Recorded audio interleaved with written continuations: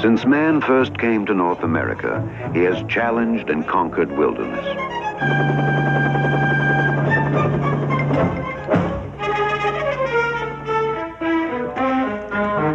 Today, for Park Service rangers, there is a new challenge: to keep the wilderness alive.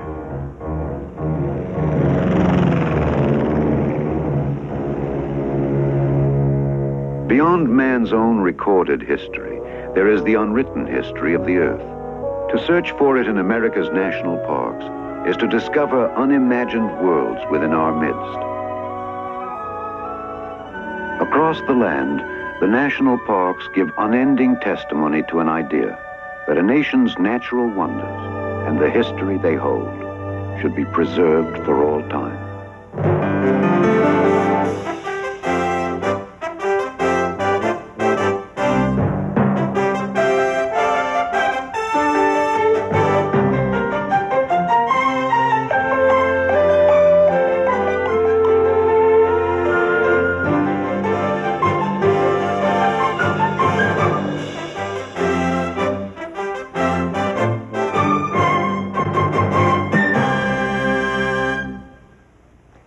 Hello, I'm Mike Farrell, your host for the best of National Geographic, the landmark series from the National Geographic Society. Discover with us man's quest for our planet's hidden wonders and enduring drama. The adventures we embark on may lead to a better understanding of the world and ourselves. From the spectacular pyrotechnics of an active volcano to the serene grandeur of the giant sequoias, from the watery mysteries of the Everglades to the breathtaking vistas of the Grand Canyon, we invite you to take an unforgettable tour of our national parks. We'll be snorkeling in the Virgin Islands, whitewater rafting where dinosaurs once roamed, and rounding up elk herds by helicopter in Yellowstone. Along the way, we'll meet some of the people who have dedicated themselves to preserving the natural wonders of this nation for our enjoyment. Time to go now to America's Wonderlands, the national parks.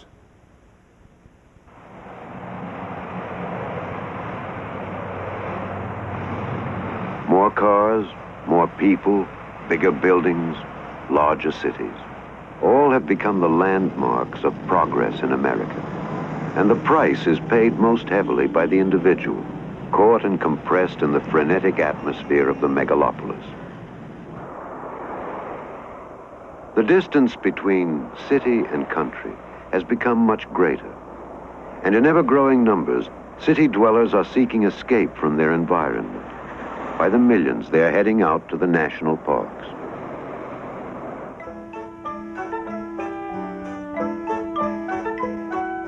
There was a simpler time in America when few had need for escape, and most people looked to the cities for excitement.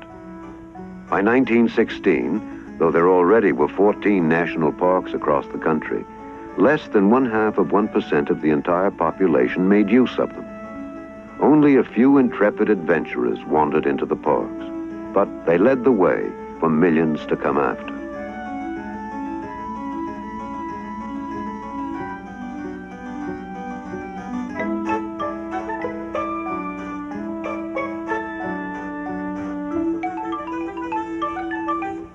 For many years, a battle had been waged to set aside the natural areas of the country.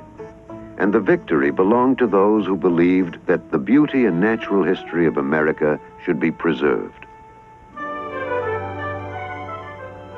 Today, there is no doubting the importance of the parks. No longer the pleasuring grounds for a relative few.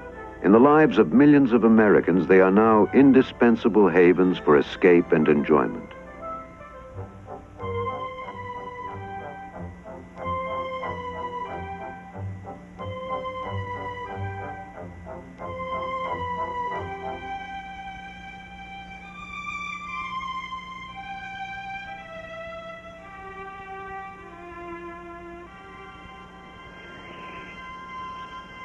As in the early days, most who make the journey to a park rarely venture beyond the known sights. Yet in the wilderness beyond, for those who will explore, is found an unparalleled panorama of the natural history of the land. In Hawaii Volcanoes National Park, the landscape suggests what much of the primitive world might have looked like. For at one time, many parts of the earth were covered by molten rock.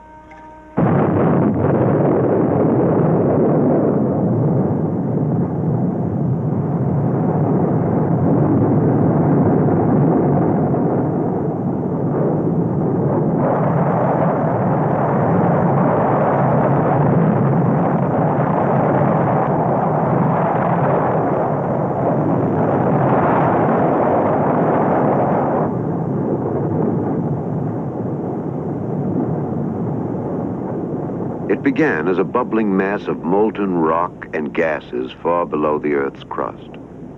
So it was at Fuji, Krakatoa, and Mount Pelée. From a churning reservoir deep within the island, volcanic material slowly moved to the surface. And when the pressure was sufficient, it broke through.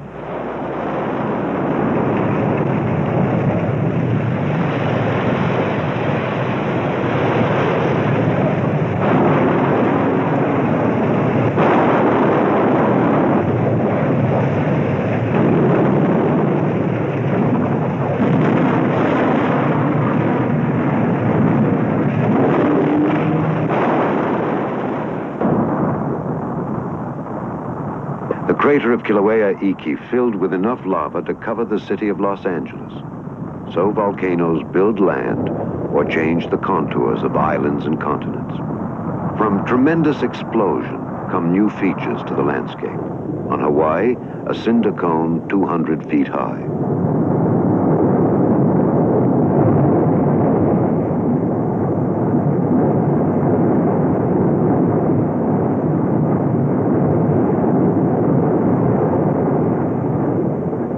As fountaining progresses, ash and pumice from the vent are hurled 1,200 feet into the air. Like a giant lizard over the landscape, the lava heads toward the sea.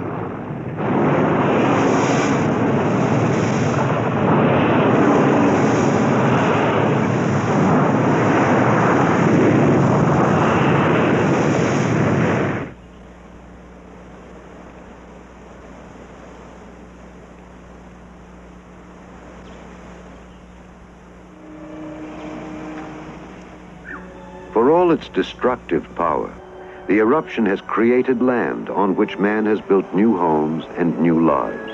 And preserved in the park is a glimpse of at least one of the forces that have shaped our world.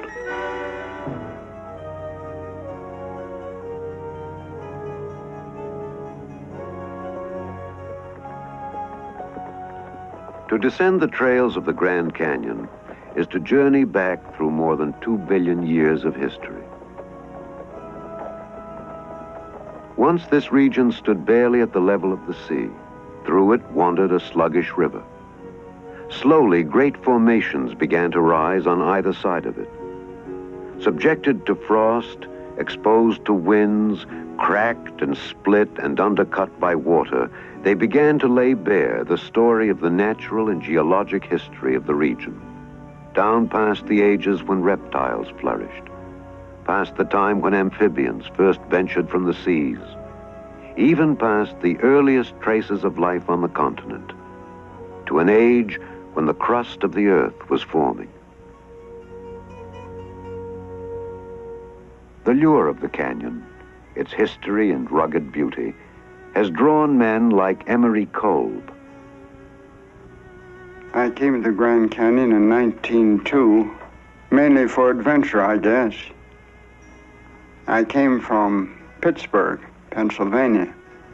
I felt someday that I could conquer the canyon by climbing the peaks and probably going through the river, as did Major Powell.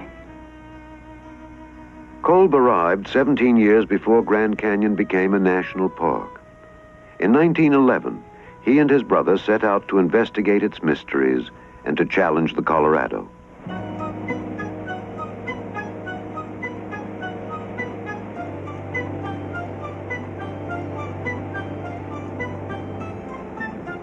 "12 years after his trip down the uncharted Colorado, Kolb was asked to pilot the Geological Survey on a mapping expedition down the river.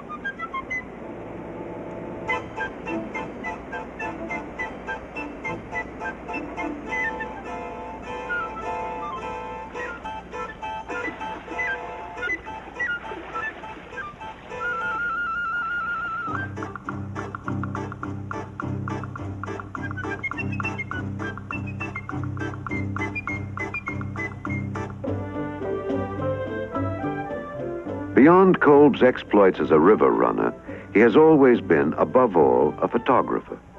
And there has never been an obstacle too great when there was a picture he wanted to take.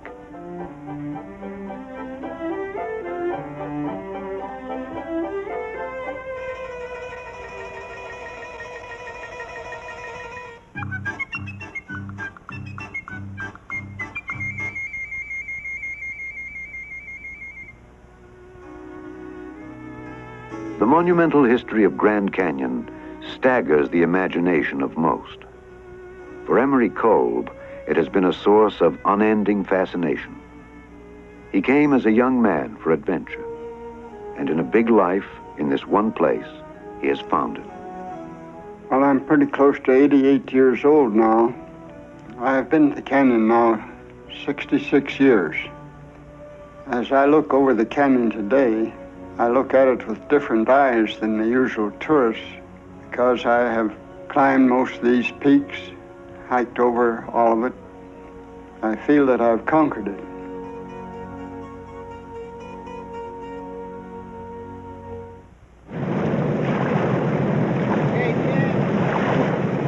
To master wild land is the dream of many Americans.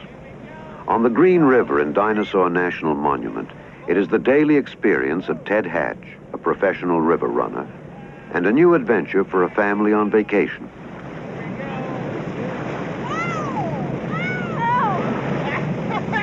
Ride that horse there, man.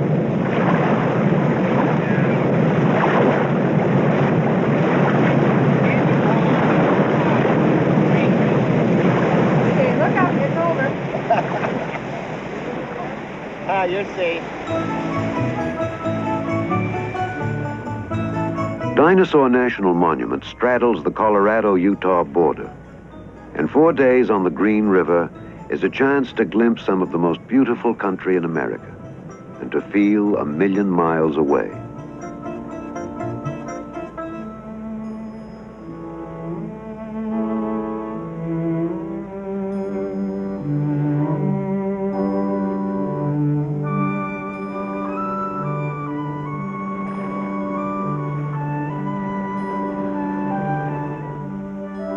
Along the river is also found part of the story of wildlife in this region.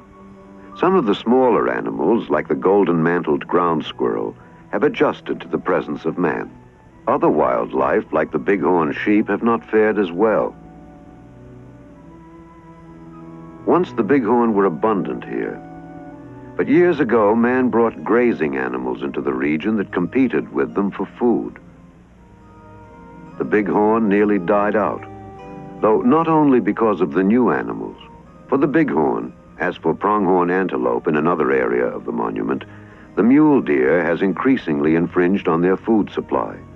When man killed predators like the mountain lion, he may have caused the unnatural increase in the mule deer population, and perhaps diminished the survival chances for the other animals of the region.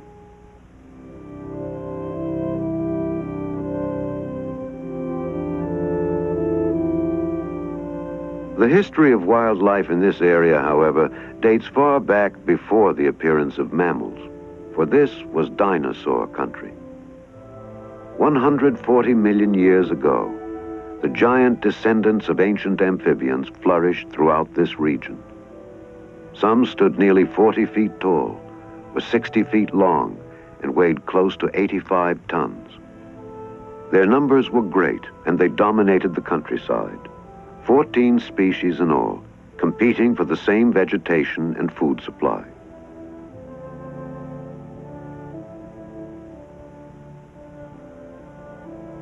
Then, however, there came an unusual series of natural events. As some dinosaurs died, their carcasses washed up on a sandbar, were covered over, and became fossilized.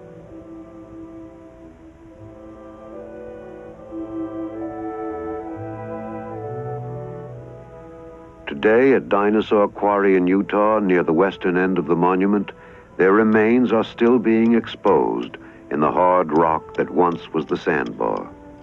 And preserved on a single wall for all generations to see is a point in time 140 million years ago in the natural history of the land.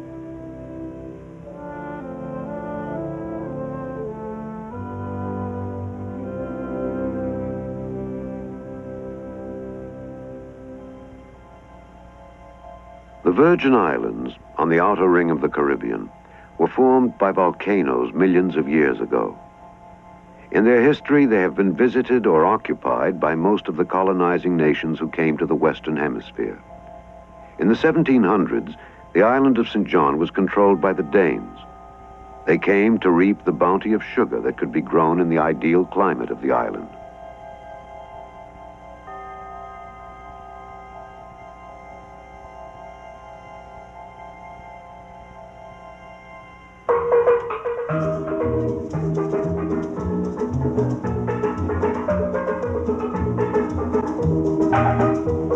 Park Ranger Noble Samuel is a native of St. John, a descendant of slaves brought by the Danes to work their sugar mills.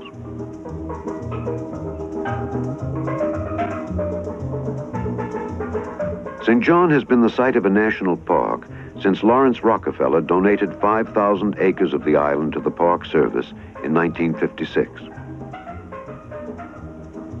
On St. John, Noble Samuel is known both as policeman and friend. And for those who take the time, he is also guide to a very special world. All cowl animals are cylindric, and this means hollow gut. Now, when you snorkel, we ask you to relax. Breaststroke, rest, look around you. The very fact that you wear a mask on your face proves that you want to see something. So why rush? You rush out there and you come back and you say, I didn't see a thing, and I wonder why. You chase all the fish. Now, there's always a first time, so let's see the hands of any person who has never used the equipment before, has never. Right. Now, it's important that you get the mask on the skin, and you push your hair back so that the mask, good, it's on the skin, and breathe in a little bit, good. And then you pull this out. It's nice and it's supposed to be good. So, yeah. Then, with this tube, you can keep your face in the water and breathe. So you push the tube out like so, put the tube in your mouth, hold those two little knobs with your teeth, the flange go around your gum. Let's see how you go. Good, good.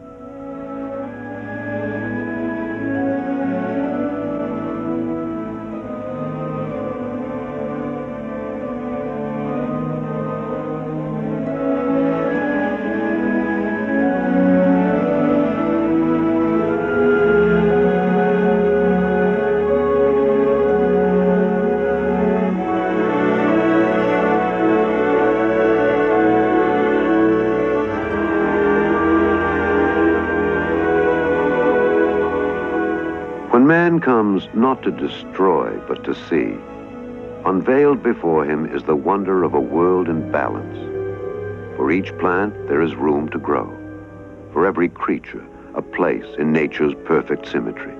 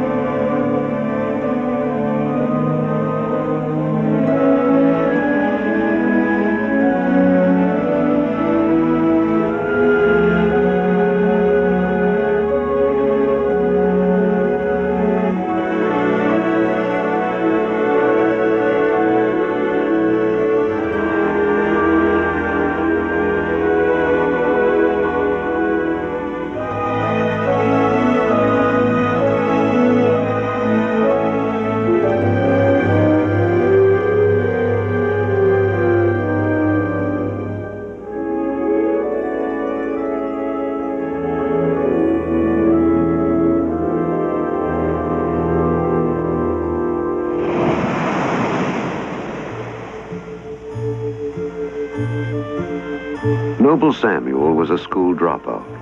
In his life, he has worked at many jobs. While a lifeguard on St. John, he became frustrated by his own inability to answer the questions of children about shells they had found or marine life they had seen in the waters off St. John.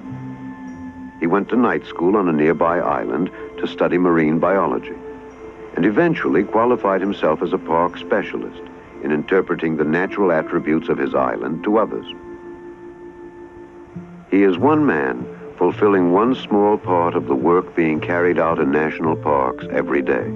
For him, as for hundreds of rangers, there is special satisfaction in sharing with others the knowledge of at least part of the natural history preserved in America's national parks.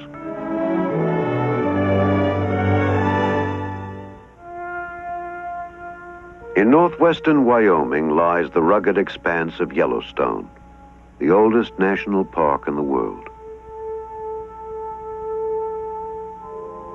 Before man appeared, a natural balance existed for the animals in this region. The elk migrated in long-established patterns and seldom suffered from lack of food. But man eliminated their natural predator, the wolf, and in time their numbers grew so large that, especially in winter, they overbrowsed and depleted their own food supply, as well as that of other animals. With the encroachment of civilization to the borders of the park, they could no longer easily migrate to other grazing lands. Confined mainly to Yellowstone, many died of starvation.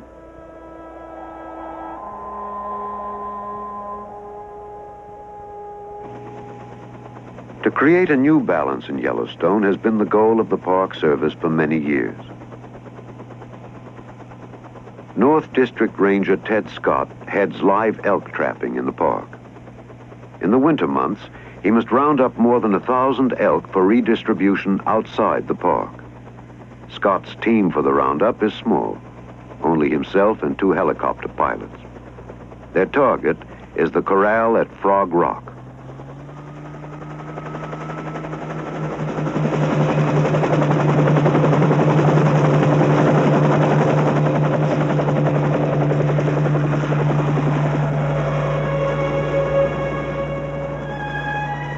At least 15 times this winter, Ted Scott will journey over Yellowstone to find elk. Perhaps in no other job are the rewards quite as breathtaking.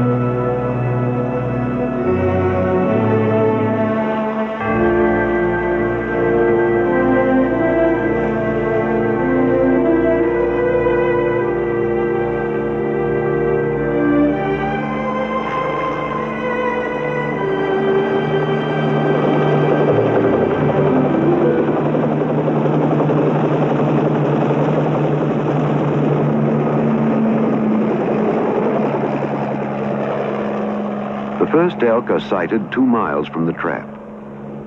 Modern-day cowboys and helicopters, Scott and his pilots use the sound of their machines to drive the elk. Scott has learned by hard experience that the elk will seek shelter in the trees. He must try to prevent it. Helicopter 2, helicopter 2. This is helicopter 1. Go ahead, 1. We have about 50 in this group. Let's try and drive over the ridge. Roger.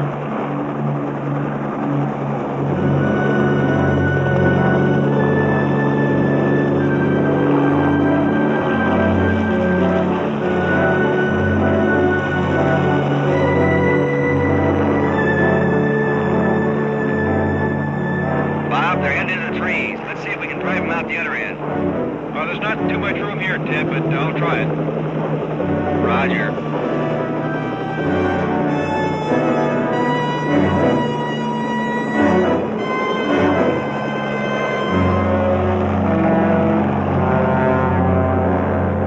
Live trapping at Yellowstone has provided more than 10,000 elk to 38 states and several foreign countries. It is only one of many programs being carried out in the national parks to preserve, maintain, or restore the conditions for their survival.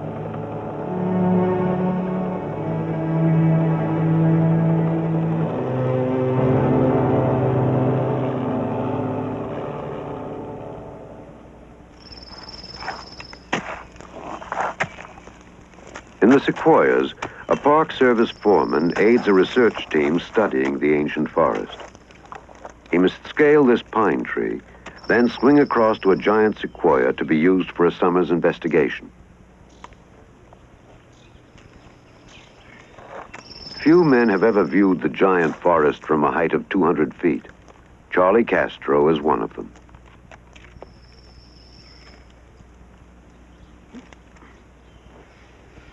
Once on the big tree, Castro will fasten the rigging of an elevator to be used by a scientist.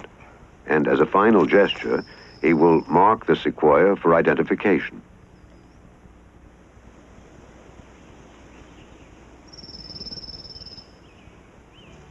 For the past 3 summers, Ron Stecker has come from his teaching chores at San Jose State College to study insects in the sequoias. When he started, his work was confined to the forest floor. But he determined that if he was ever to fully understand how some of the tiniest life forms on Earth can affect some of the largest, he would have to ascend one of the great trees. With the help of the Park Service, he has done just that.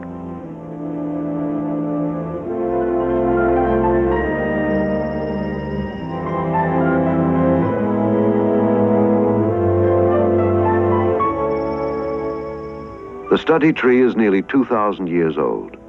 Insects have been feeding on it perhaps from the time it took root.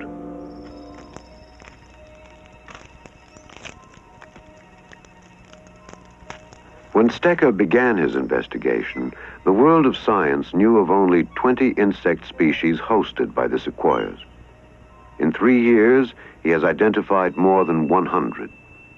From the flying insects like the wasp that come to feed or lay their eggs in the trees, to other species like the inchworm, which has made a comfortable home 290 feet above the forest floor. An entire world of tiny creatures exists in the giant trees.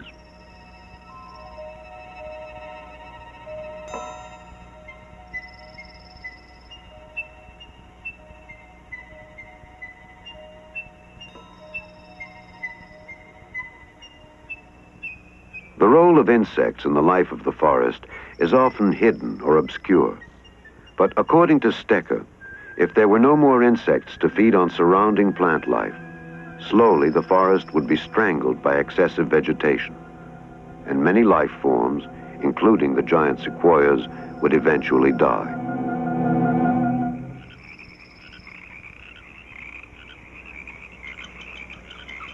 Nowhere is the problem of survival more acute than in Everglades National Park. It is an area totally dependent on water for its existence. Historically, water has flowed into the Everglades from the north, and with normal rainfalls, a wide variety of life flourishes throughout the region. In the wet season, food is abundant across the 2,200 square mile expanse of the park. But from late winter through spring, when there is practically no rain, the holes dug by alligators become one of the major remaining feeding grounds for much of Everglades wildlife. Some believe that when the white man first came to the Everglades, there may have been 1 million alligators in this region. Today, their numbers are a relative few. Both drought and poaching have contributed to their decline. Other than man, the alligators have few enemies, and except in years of drought, their food supply has normally been sufficient.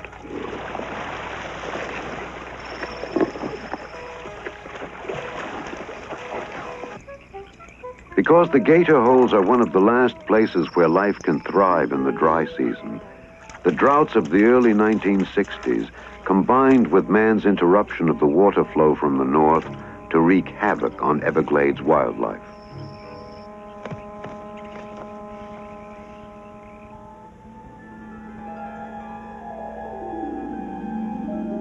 Everglades National Park covers much of the southern tip of Florida.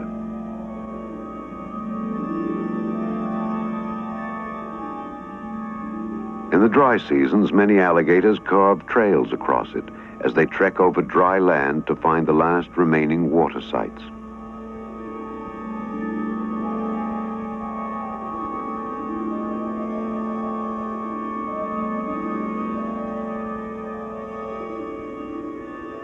water level drops in some of the remaining gator holes, they may become traps from which the alligators cannot escape.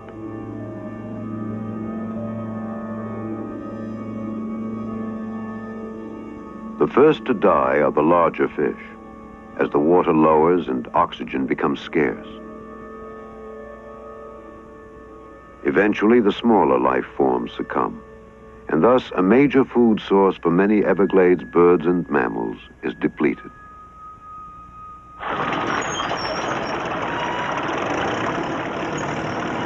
Man and nature have combined to create the crisis of the glades. Now, attempts are being made to save them. Here in Conservation Area Number 3, a canal is enlarged to accommodate a planned increased flow of water from Lake Okeechobee, which lies to the north. It is only one of many steps being taken or considered by several government agencies to preserve the Everglades. Some believe that the alligator may already have lost its effective role in the life of the glades, that it may die out before this century has ended. To save the alligator is perhaps to save much of Everglades wildlife.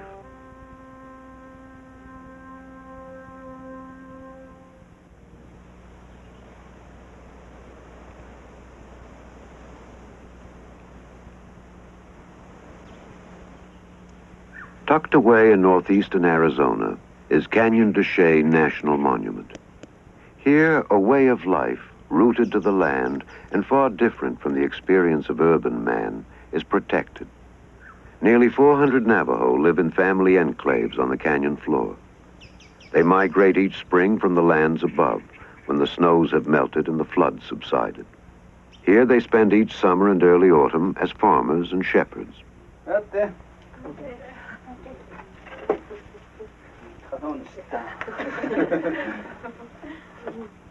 Clarence Gorman was born in this region. As a park ranger, he visits the families living in the canyon to learn of their needs and hear of their progress.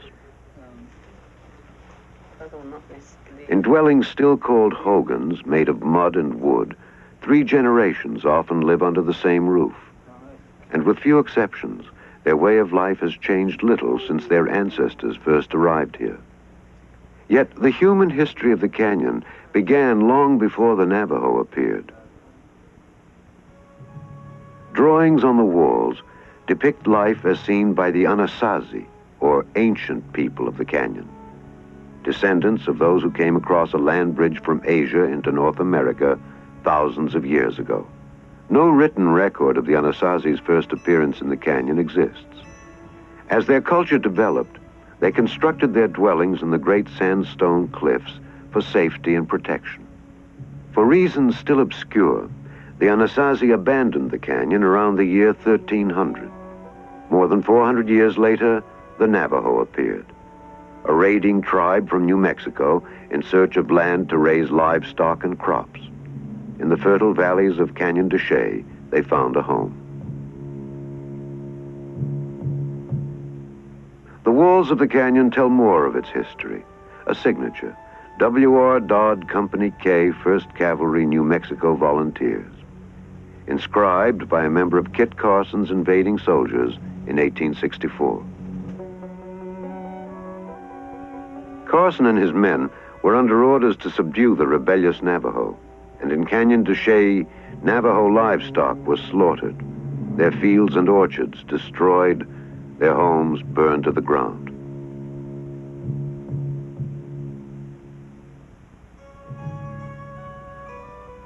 In a bleak journey still remembered as the Long Walk, 2,400 Navajo were made to trek hundreds of miles through the April snows of 1864 to a resettlement area near Fort Sumner, New Mexico. Only the old, the sick, and the very young were permitted to ride.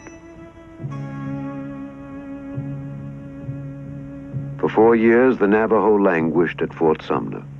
Not until 1868, with the signing of a peace treaty, were they permitted to go home.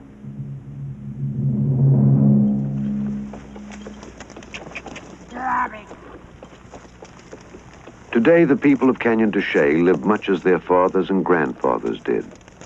And unlike the all too frequent stereotype of the American Indian, dependent on welfare, they are a proud and productive people.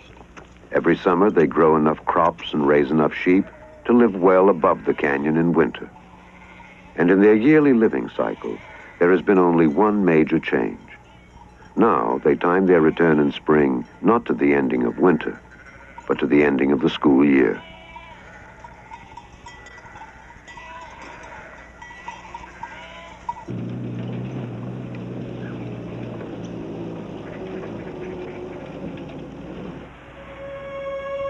Despite its obscurity, Canyon de Chelly in many ways represents all that the park system was meant to be. For here, both history and nature have been protected. Today, the national parks and monuments of America still encompass barely 1% of all the land in the United States. They were born of a radical notion put forth by a few visionaries a long time ago, that for all generations to come, at least these places would be preserved. One by one, they stand today in awesome tribute to the building of the land. They are the places called America's Wonderlands, and they belong to everyone, now and always.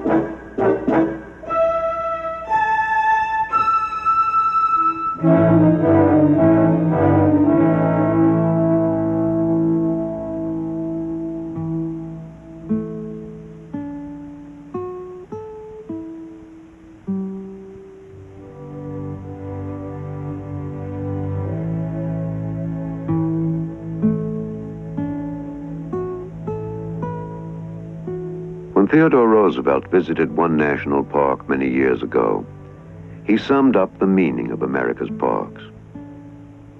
Leave it as it is, he said. You cannot improve on it. The ages have been at work on it, and man can only mar it. What you can do is to keep it for your children, for your children's children, and for all who come after you.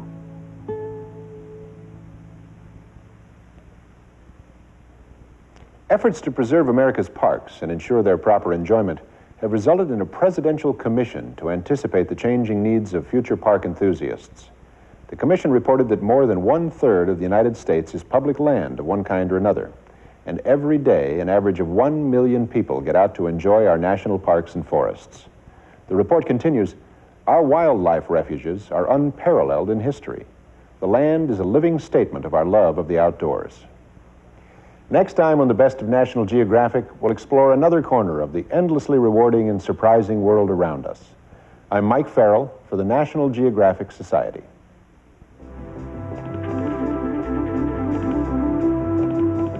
National Geographic wishes to acknowledge Chevron for making possible the National Geographic Specials.